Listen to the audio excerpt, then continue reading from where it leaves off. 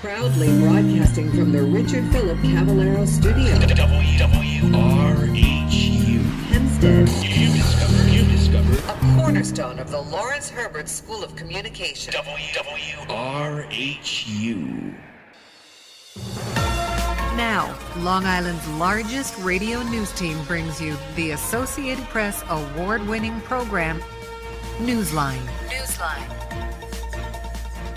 Coming up on Newsline Tuesday, March 26, 2024. A cargo ship collapses a major bridge in Maryland. A British court delays Julian Assange's extradition. The Supreme Court hears arguments on a ban for abortion drugs. And the Texas Attorney General reaches a deal to end his securities fraud trial after 9 years.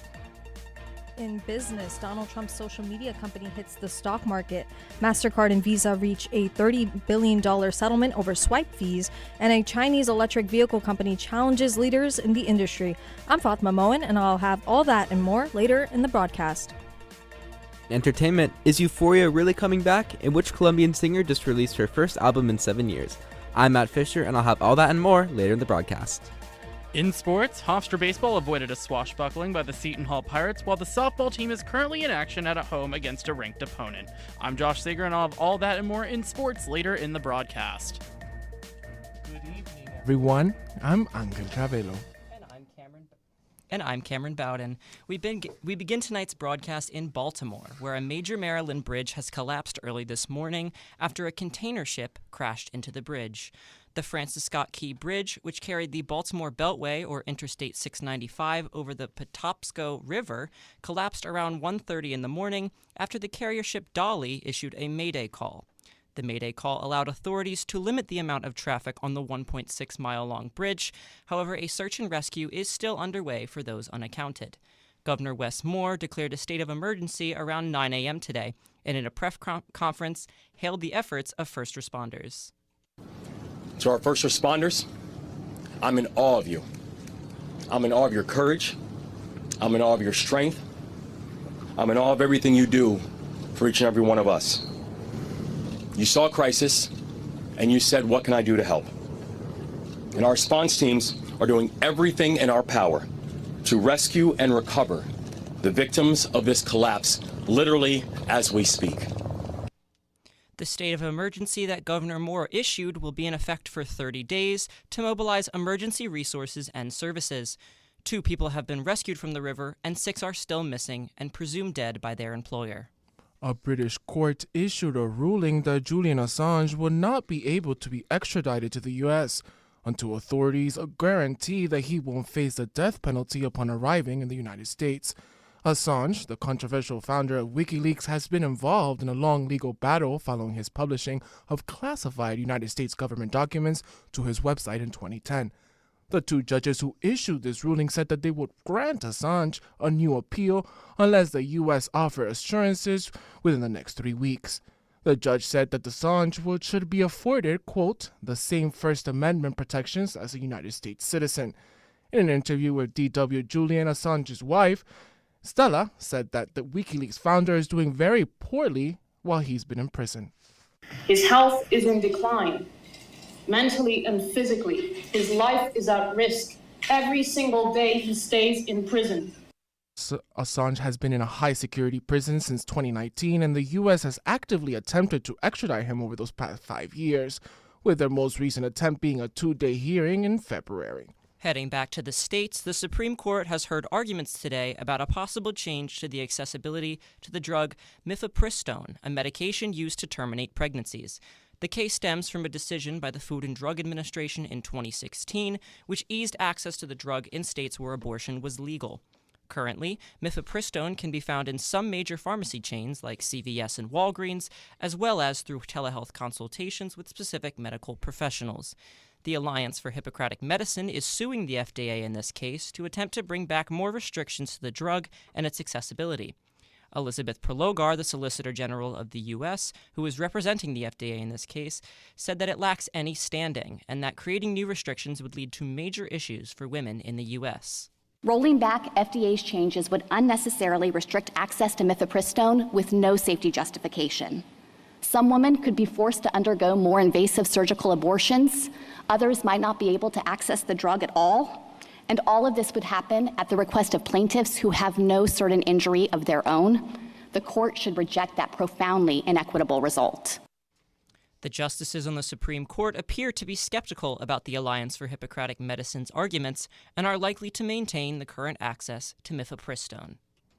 Texas Attorney General Ken Paxton agreed to pay $300,000 in a deal that would end a securities fraud trial that has loomed over the Republican for 9 years. Paxton was indicted in 2015 over accusations that he tricked investors into investing in a technology startup near Dallas. Special prosecutors announced a deal less than 3 weeks before Paxton was expected to stand trial on felony charges, which would have led to a prison sentence if he convicted.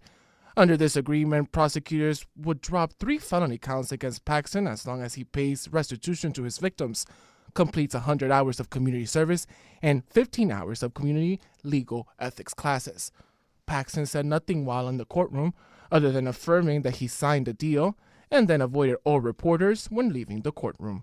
Today, Hofstra's College of Liberal Arts and Sciences hosted yet another lecture series, this time featuring a Hofstra alum who studied liberal arts while at school, but now focuses on banking and economics. WRHU's Angelo Ravello tells us about the event and the experiences that the speaker had as a woman in the financial field. Hofstra University hosts executives in a series of talks aimed to inspire liberal arts students to pursue careers that they might not otherwise have thought of. Today, Lourdes Paredes, anti-money laundering officer for the Wealth Management Division, USA, in a global bank, spoke about what it's like being a woman of color in a male-dominated industry. The Hofstra alumna decided to give back to the Hofstra community by inspiring the next generation of women to occupy space in these industries. Any background and have a career in anti-money laundering compliance, because there are just so many different facets, okay? And by the way, let me just say, I don't have a finance degree. When I first started, I had to, really start to understand the stock market, understand the financial sector, and that came along, right, with my work experience. She also shares some tips on how to ace an interview in an industry that may differ from their degree by focusing on the importance of soft skills. Critical thinker, right? If you're not able to critically think through issues, it's very difficult to be successful in this particular space. You also have to be good at managing. I asked Lourdes how she uses her influence as a Latinx chief AML officer to hold people accountable without celebrating the bare minimum. End of the day, right, I think, at least where I work, I think my company holds them accountable to ensure that they're participating. There's a lot of different events that are available to us as well, and we're actually judged as senior leaders and as managing directors at UBS with regards to how many of these events we attend, and we actually have the junior people that attend these events provide feedback on us. So I spoke to Eva Badowska, the Dean of the School of Liberal Arts and Sciences at Hofstra University, about what inspires her to hold these talks for Hofstra University students. Sciences can lead to any number of careers and futures. And so what really struck me about Lourdes is when I had a conversation with her in the fall, she told me that she works with geographers, with linguists, with political scientists. And, when I think about finance, I think that you have to go to a school of business in order to have a career in finance. But lo and behold, apparently liberal arts graduates are really very good at finding careers elsewhere. Many of the students appreciated the opportunity to have a conversation with a top business executive. Hofstra student Caroline Otavalo says she feels grateful for the opportunity. Being a woman from a similar background and upbringing was very inspiring. I loved hearing about her life trajectory and just how she overcame obstacles and how she's, being successful in a very male-dominated field. I found it truly informative, and I hope we have more talks like this at Hofstra. Reporting from Hofstra University, Angel Ravello, WRHU News. Thank you to WRHU's Angel Ravello for that report. Coming up after your Newsline business report with Fatima Moen, a Long Island NYPD officer is shot and killed. A case is open against former Suffolk County Executive Steve Ballone. And New York State looks to bolster pay to address childcare shortages. But first, your Newsline traffic and weather update with Jordan Jenkins. WRHU News Time is 5:39. Newsline. Up to the minute local traffic. More and more clouds apparently. It's a beautiful mix of 51 degrees with a dull gray sky to throw it off. The high temperature is 52 degrees with a down bad low of 37. Now, let's slide to traffic. An overturned car near Port Washington Boulevard and Middle Neck Road in Roslyn has caused delays in the area. A disabled vehicle on Southern State Parkway westbound at exit 32 North Babylon has caused the right shoulder to be blocked. There are 13-minute delays on the Northern State Parkway. Road construction on NY 135 Oyster Bay has the right shoulder closed. Traffic signals repairs near Deer Park going both directions at Long Island Avenue and Babylon has created a 5-minute slowdown in the area. Construction is set to take place from 10 a.m. until 3 p.m., Monday, March 25th through Friday, March 29th. An accident on exit 21 Nassau Road has caused a shoulder to be blocked, creating 5-minute slowdowns until Peninsula Boulevard. And side roads in towns in Baldwin and Hempstead have up to 3-minute delays. My second and final update is later in the broadcast. Newsline. Business news. Former President Donald Trump's social media platform Truth Social has officially been listed as a public company on NASDAQ. The first day of trading, the shares jumped over 30%. The share price increase boosted Trump's 60% ownership of the company and boosted smaller holdings held by fans and supporters of the former president. The Trump Media and Technology Group Corporation merged with another company, Digital World Acquisition Corporation, Trump Media, which took Digital World's place on the stock market Tuesday. Before trading media, Trump Media had a value of $6.8 billion, which is set to rise if the current gains continue. Current gains are at 37% with a share price of $67. Also in the U.S., Visa and MasterCard reached a $30 billion settlement today to limit the number of credit and debit fees for merchants in hopes to save consumers money in the long run. This would be one of the largest antitrust settlements in U.S. history and would resolve litigation that began in 2005 with the court's approval. The litigation stemmed from accusations that MasterCard and Visa have charged inflated fees when shoppers use debit and credit cards, and that the companies use anti-steering rules to prevent cheaper methods of payment. The proposed settlements would reduce the inflated fees by 4 basis points, a decrease of 0.04 percentage points for 3 years, and would cap rates for 5 years. Heading over to Thailand, Chinese electric vehicle makers have showcased their latest models for cars, including a flying car, as they fight for a seat at the table against global rivals at the Bangkok International Motor Show. Companies like BYD, XPeng, and Great Wall Motors are making significant gains in Thai markets, challenging long-standing leaders like Toyota, Isuzu, and Ford. The companies look to expand their exports globally, but are starting in Thailand, one of the largest Southeast Asian markets where they aim to develop an electric vehicle market. Tesla launched sales in 2022, attempting to challenge Chinese company BYD, and these newer companies are further attempting to bolster Chinese electric vehicles in the market. Back to the United States, consumers' confidence in the United States remains steady this month, despite higher prices than usual and a lack of confidence for the near future. The Conference Board, a business research group, found that its consumers' confidence findings at around 104.7 for March, a marginal decrease from 104.8 in February. This index measures consumer outlooks on the up-to-date economic conditions in the U.S., as well as their predicted perspectives on the economy in the next 6 months. Short-term expectations about income, business, and the job market fell the most, from 76.3 to 73.8 this month, signaling a massive drop in confidence, but view of current conditions and improved slightly from last month. For your business Newsline Business Report, I'm Fatma Moen, WRHU. WRHU News Time is 5:44. Thank you, Jordan Jenkins and Fatima Moen, for those reports. An NYPD officer from Massapequa Park died after being shot in Queens yesterday. A gunman shot Officer Jonathan Diller's torso after a confrontation over a vehicle illegally parked in a bus lane. According to officials, the officer's partner shot the suspect in the back. The 31-year-old officer was wearing a bullet-resistant vest. Diller was taken to Jamaica Hospital Medical Center in critical condition before being pronounced dead. Hundreds of cops from the NYPD, state, and Nassau County saluted the fallen officer outside the emergency room. Diller has been on the force for 3 years. In East Harlem, a 40-year-old Bronx man has been charged with murder after allegedly pushing a subway rider onto the tracks at Lexington Avenue Station. The suspect, 24-year-old Carlton McPherson, has a history of prior arrests, including assault and fare evasion. The investigation is ongoing, and the victim's identity has not been disclosed. Calls for enhanced drug programs and mental health awareness at subway stations have emerged in response to the tragic incident. The New York Police Department says that an officer was punched in the face at a Harlem subway station while the attacker was trying to evade a subway fare.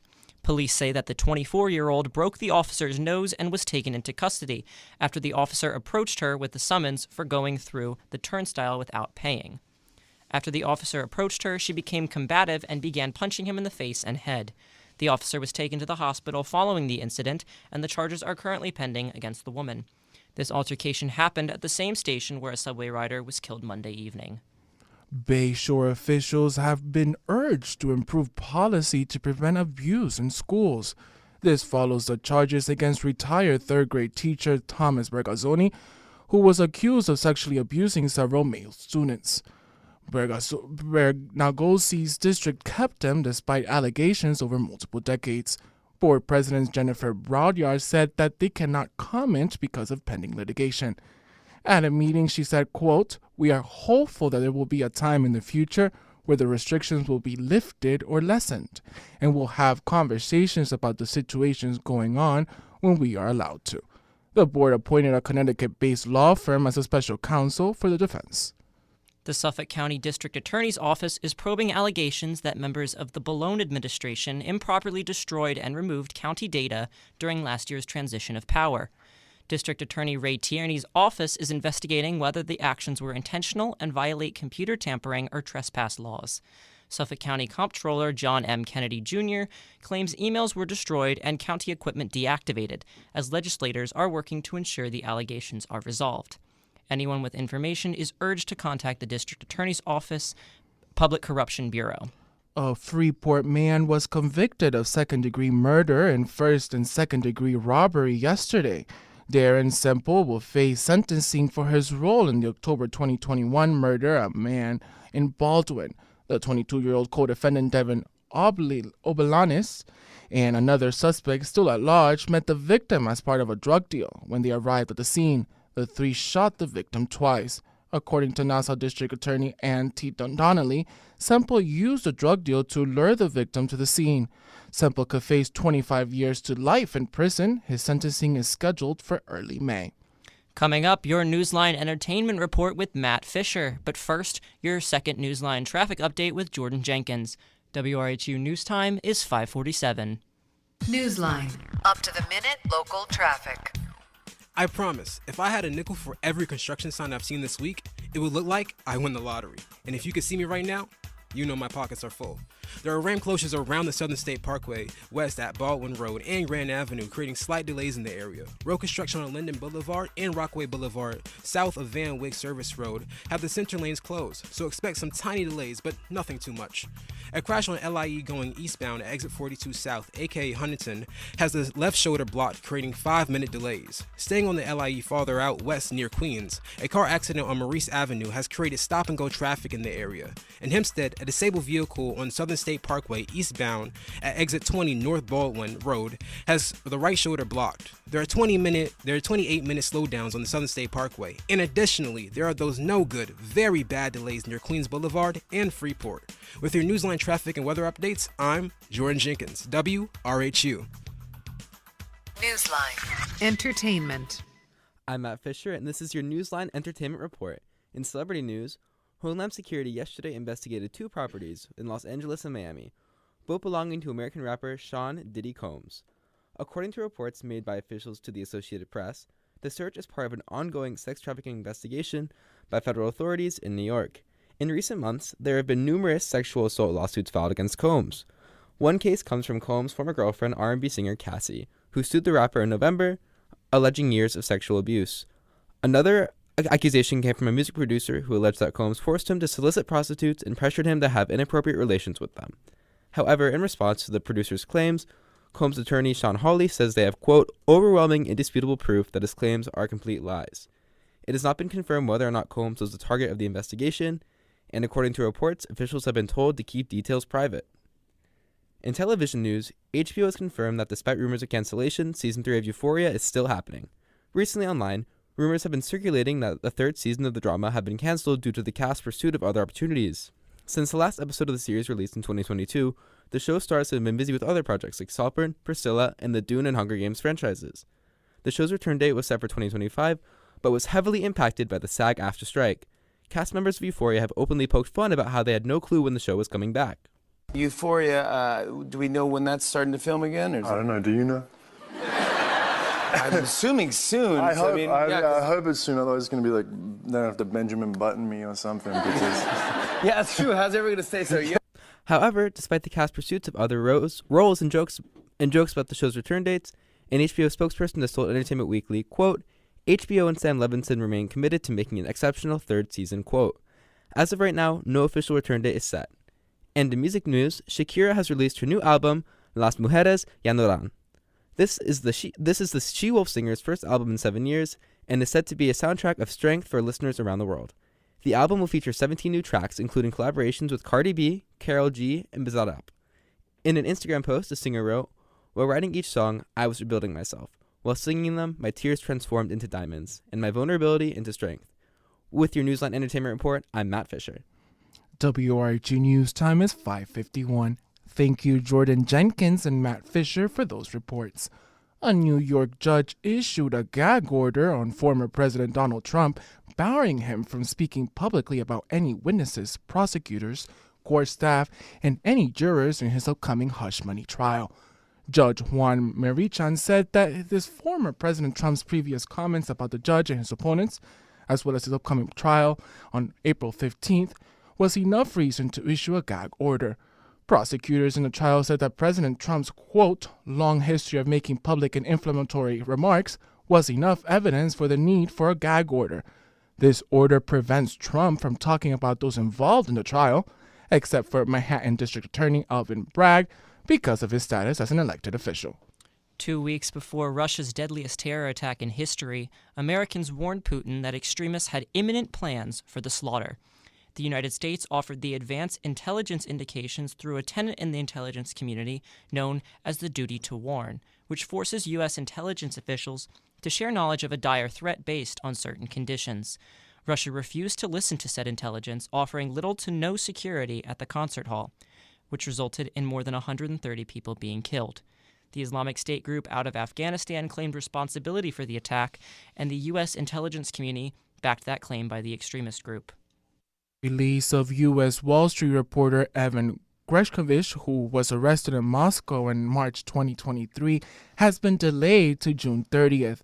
While reporting on a trip to Moscow, Gershkovich was taken into custody on suspicion of espionage, later claiming that he was arrested on false allegations.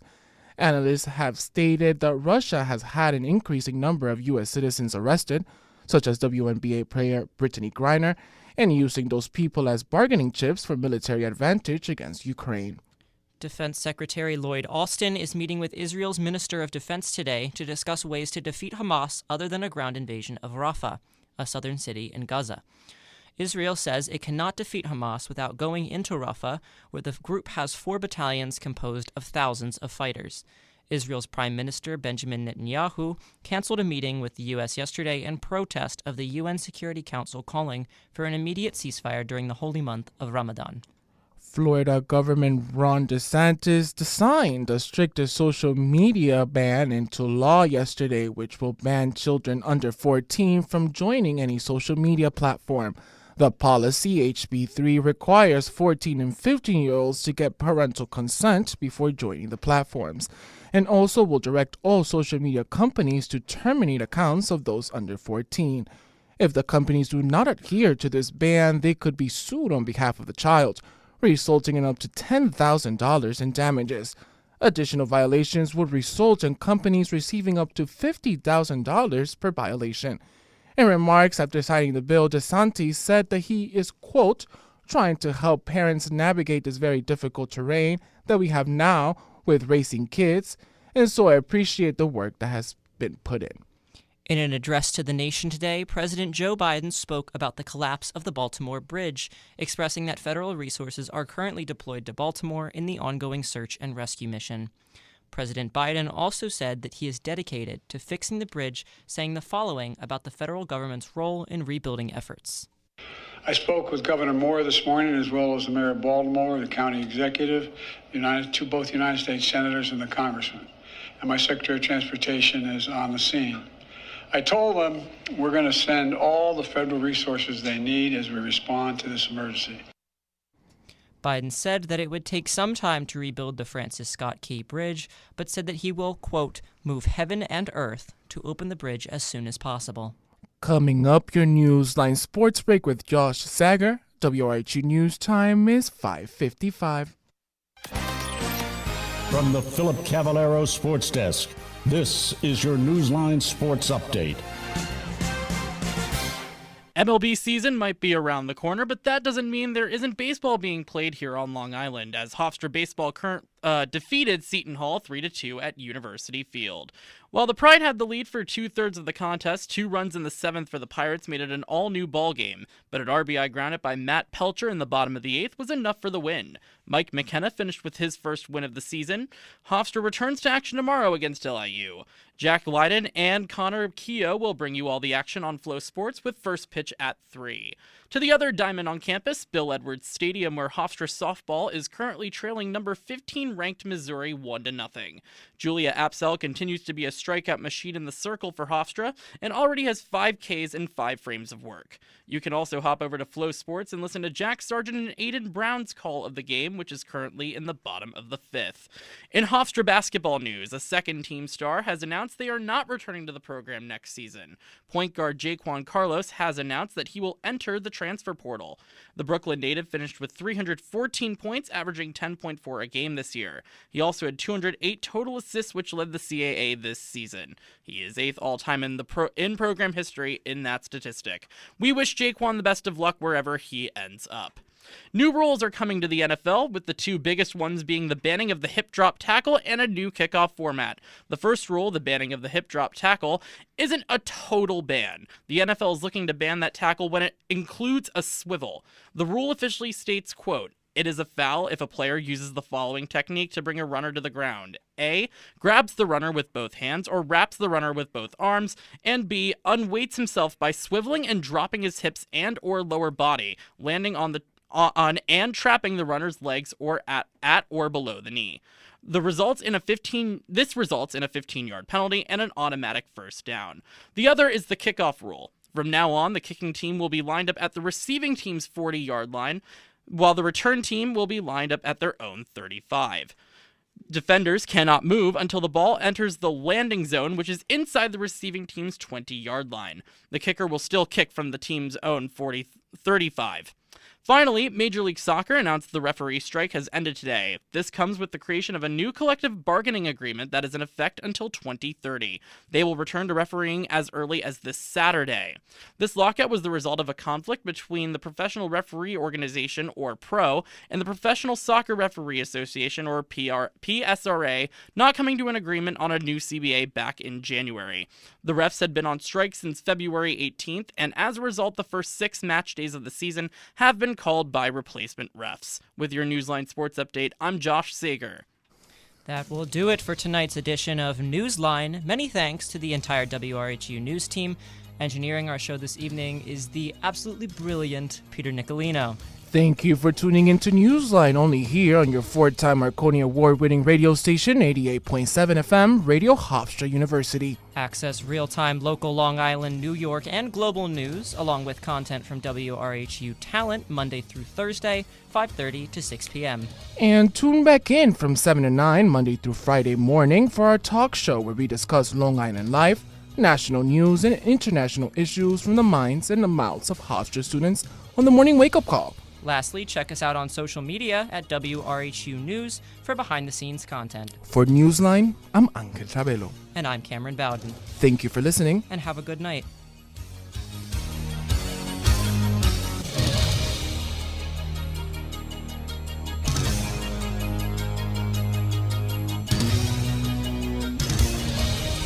Newsline is a presentation of Long Island's largest radio news team, comprised of nationally recognized student broadcasters, winners of numerous awards from the Associated Press, Society of Professional Journalists, Radio Television News Directors Association, Hearst Corporation, Long Island Press Club, and other prestigious organizations. Newsline is researched and produced by student journalists using the Hofstra News Hub, cutting-edge multimedia news gathering technology, located in Hofstra's School of Communication.